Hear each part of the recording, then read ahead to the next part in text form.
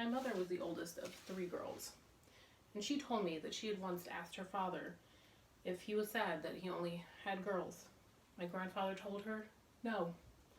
He worried, he'd said, that if he had boys, they would have been just like him. My grandfather was, let's say, wild when he was a child.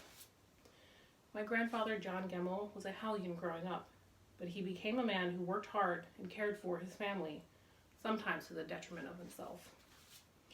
I'm going to begin briefly by talking about my grandfather's life as a child, then how he met and married my grandmother, as well as their life together, and finally how he cared for her through her illness.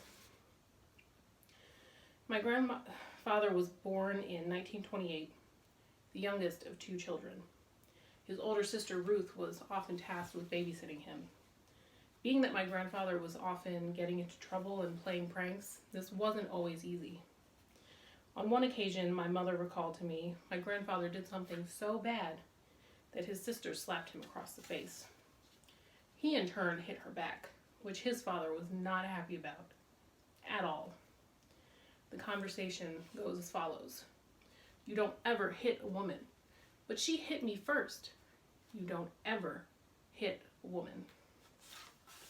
Whether this conversation knocked some sense into him, pun intended, or it was growing up during the Great Depression, when the United States economy was at its lowest point in 1932, and World War I and II, I don't know, but he turned his life around. My grandparents were married in 1950, even though my grandmother's family had reservations. The Gemmells were Catholic, while the Henkelmans were Lutheran. Reverend Walter H. Quainen wrote, "Not too long ago, it was very uncommon for people to marry outside of their religion. But they married at St. Dominic's in Baltimore, and despite my grandmother's parents' initial objections, they helped them make a down payment on their first house on Wagner Avenue in Philadelphia. My grandfather worked multiple jobs to support his growing family, at a factory, for the Philadelphia Transportation Company, as a short order cook, a TV repairman, and an engineering technician, in no particular order. Eventually they relocated to the suburbs, to the house that would become the central hub of all future family activity. My grandfather continued to work hard for his family until his wife's health made that impossible. My grandmother was in her 40s the first time she was diagnosed with breast cancer. By that point, their children had moved out, starting families of their own, and my grandfather took the vows to honor her in good times and bad, in sickness and in health seriously, and cared for her. Some good years came along with remission. My grandfather went to work, played golf, and used his grandfather magic to get his grandkids down for a nap when no one else could.